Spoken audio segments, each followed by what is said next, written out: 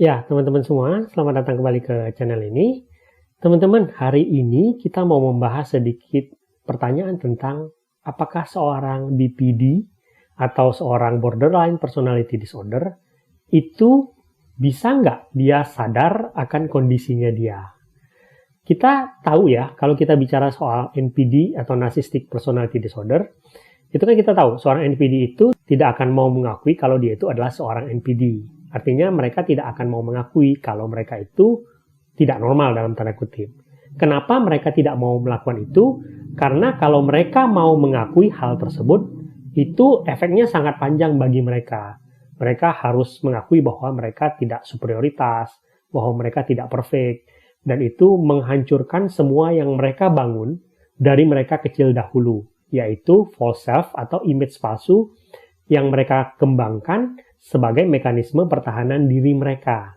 Jadi ketika seorang NPD misalnya bertanya apakah dia tidak normal, apakah dia seorang narsistik, mereka pasti kemudian akan mencari beribu alasan untuk menyatakan bahwa mereka bukanlah seorang narsistik. Okay? Dan mereka kemudian biasanya akan menunjuk orang lain sebagai seorang narsistik. Ya, biasanya itu adalah korbannya.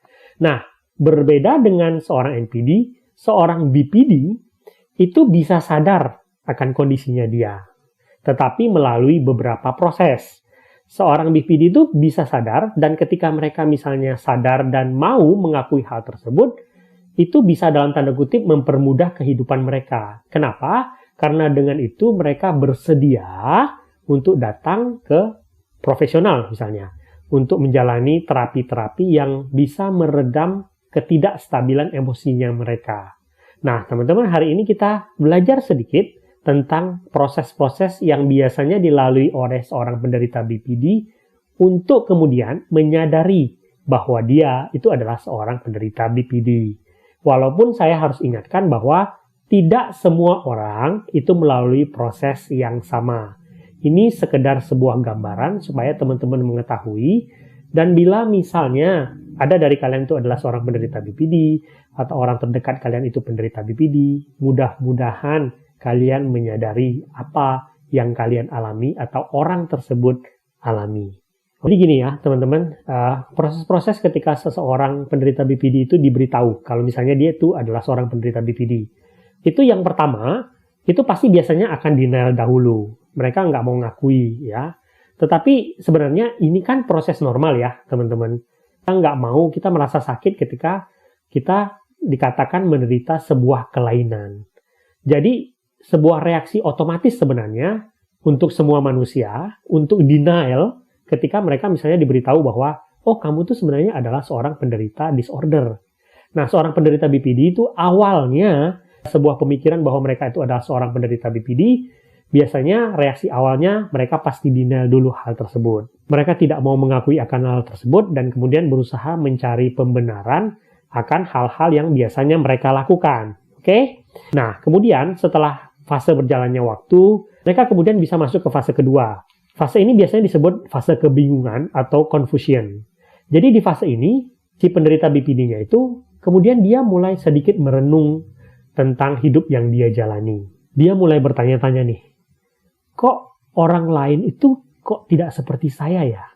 Ketika dia melihat bagaimana tidak stabilnya dia, bagaimana impulsifnya dia, bagaimana reaktifnya dia mulai bertanya-tanya. Sepertinya saya berbeda dengan orang lain. Apakah ada sesuatu yang salah dengan saya? Atau sebenarnya ini hanya karakternya saya? Dia mulai mempertanyakan hal tersebut dan mulai melihat sekelilingnya dia dan mulai membuka sedikit pemikiran bahwa mungkin ada sesuatu yang salah dengan diri saya. Tetapi hal yang salah tersebut itu apa? Nah, setelah fase kebingungan ini terjadi, ini tidak mulus loh teman-teman. Tetap dalam diri mereka itu akan ada perlawanan. Ini fase ketiga itu namanya resistance atau perlawanan. Jadi ini fase di mana ya diri mereka itu kemudian akan melawan kembali. Jadi pemikiran bahwa apakah ada yang salah dengan saya, itu membuat mereka tuh kemudian membela diri mereka.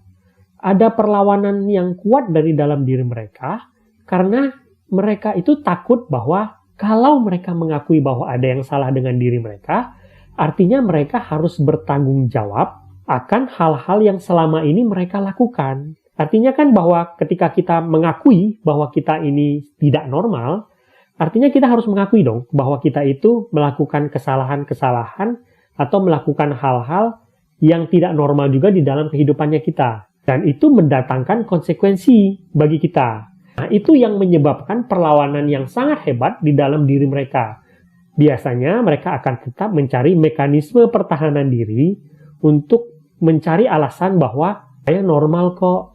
Nah, setelah fase ini, teman-teman, mungkin ada yang stuck dengan fase tersebut. Dan mungkin mereka ya terus mencari mekanisme pertahanan diri untuk dalam tanda kutip ya, tidak mau mengakui kalau ada yang salah dengan diri mereka.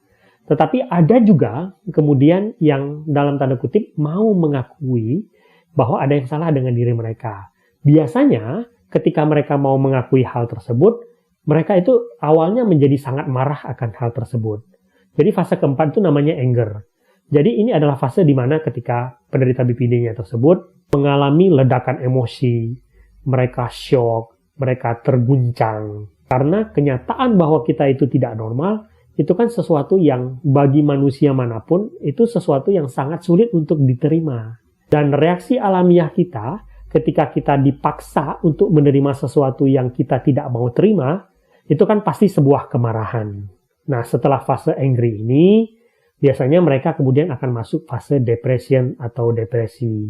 Biasanya, ya mereka mungkin akan menarik diri, mereka tenggelam dalam kesedihan yang mendalam. Ada di antara mereka mungkin yang mempunyai ide untuk menyakiti diri, ataupun melakukan tindakan-tindakan yang impulsif. Intinya adalah, fase depresi ini adalah fase di mana mereka mulai melakukan pencarian jiwa. Mereka melakukan refleksi diri. Mereka mulai mengakui apa yang salah dalam diri mereka. Walaupun proses ini masih bercampur dengan rasa duka dan depresi yang mereka alami. Ini biasanya fase depresi ini fase yang paling berat, guys.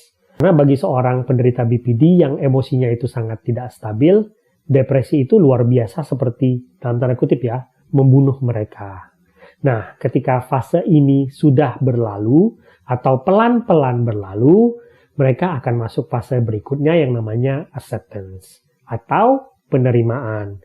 Ini adalah fase ketika seorang penderita BPD itu mulai lebih sadar memahami kondisi mereka, lebih memahami arti dan konsekuensi dari siapa diri mereka. Mereka lebih bisa menerima keadaan tanpa kemarahan, dan yang paling penting itu adalah di fase ini mereka mulai memahami bahwa diagnosis mereka tersebut ya sebagai seorang penderita BPD itu bukanlah lagi sebagai suatu beban, tetapi lebih sebagai sebuah pintu menuju kehidupan yang lebih baik bagi mereka.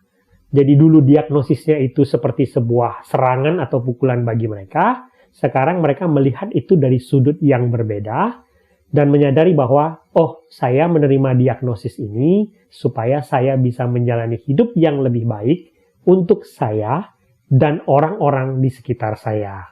Nah, setelah fase acceptance ini, mereka masuk ke fase terapi, di mana di fase-fase terapi ini mereka mulai memahami bagaimana proses menangani emosi-emosi mereka. Mereka juga mulai belajar menangani dampak dari kondisi mereka, baik kepada diri mereka ataupun orang-orang sekitarnya mereka.